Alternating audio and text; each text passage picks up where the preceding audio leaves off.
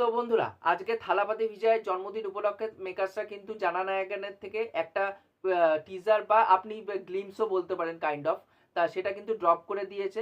তা সেটা নিয়ে আলোচনা করব। তার আগে বলতে চাই যে হ্যাপি বার্থডে থালাপতি বিজয় স্যার।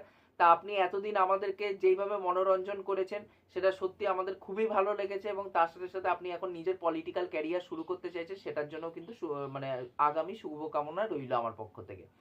তা যাই হোক, এই টিজারটা আমার কেমন লাগলো বা গ্লিমস যাই বলুন না কেন, তা সত্যি কথা বলতে গেলে আমার এই গ্লিমসটা কিন্তু একদম ভালো লাগেনি। কারণ এখানটা কিন্তু আমি ভেবেছিলাম যে এখানটা রোর নাম দেওয়া হয়েছে, তা ভেবেছিলাম যে কিছু অ্যাকশন প্যাকড বা কিছু একটা দারুণ কিছু দেখতে পাবো, বাট সেটা কিন্তু দেখতে পাইনি।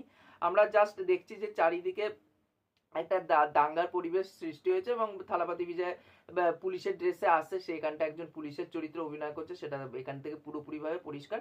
এবং সে তার হাতে দুটো চাকু আছে, সেটা ছুঁড়ে মারছে এবং একটা বিড়ি জ্বালাচ্ছে, ব্যাস এইটুকুনি। তার সোয়াগটাকে কিছুটা দেখানো হয়েছে, বাট পুরোপুরি যে খুব দুর্দান্ত ভাবে প্রেজেন্টেশন হয়েছে এখানটায় তার, সেটা কিন্তু বলতে পারবো না। এবং তার সাথে সাথে অনিরুদ্ধের যে বিজিএমটা বা যে ব্যাকগ্রাউন্ড স্কোর হিসাবে, সেটাও কিন্তু খুব জেনেরিক লেগেছে, খুব সিম্পল কিন্তু লেগেছে। মানে অনিরুদ্ধ যেইভাবে মিউজিকের কাজ করেছে অন্যান্য সিনেমাতে, তা সেগুলো দেখতে কোথাও না কোথাও খুব সুন্দর লাগে, বাট সেটা শুনতেও খুব ভালো লাগে। মানে সিনগুলোকে না এলিভেট করে খুব সুন্দর করে। যেরকম আমরা রিসেন্টলি যদি কিংডমের কথা বলি, কিংডমে যেরকম আলাদা রকম একটা মিউজিকের কাজ সে করেছে, বা নানির নেক্সট যেই সিনেমাটা আসতে চলেছে প্যারাডাইস শ্রীকান্ত ওডেলার সাথে, সেখানটাও বিজিএম এর কাজ যদি শোনেন, সেগুলো দেখতে বা শুনতে কোথাও না কোথাও খুব সুন্দর লাগে, এবং সিনগুলোকে খুব সুন্দর করে এলিভেট করে। বা জেলারে যেভাবে বিজিএম দিয়েছিল, সেই জেলার টুতে যে গ্লিমসটাকে, মানে পুরোনো মিউজিকটাকে যেভাবে চালিয়েছে, সেটা আরো কোথাও না কোথাও খুব সুন্দর লাগছিল।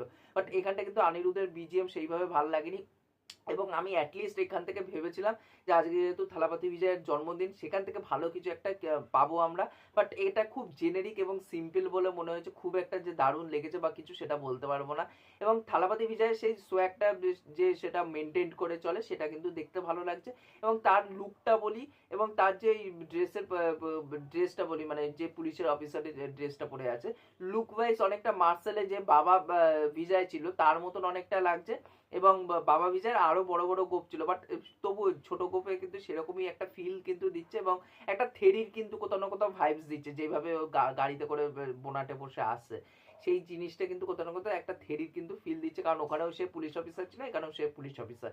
তাই এবার দেখার এই জানা নায়গান সিনেমাটা কেমন হয়, কারণ এটা তার পলিটিক্যাল ক্যারিয়ার শুরু করতে আছে, এটা তার বেবি স্টেপ হতে চলেছে। তার মানে কোথাও না কোথাও প্রপাগেট করে দেবে তার পলিটিক্যাল ক্যারিয়ারটা এই সিনেমার মাধ্যমে, জানা নায়কের মাধ্যমে। দেখা যাক বা কেমন লেগেছে সেটা নিচে কিন্তু অবশ্যই কমেন্ট করে জানাবেন। এখনকার মতন টাটা, বাই।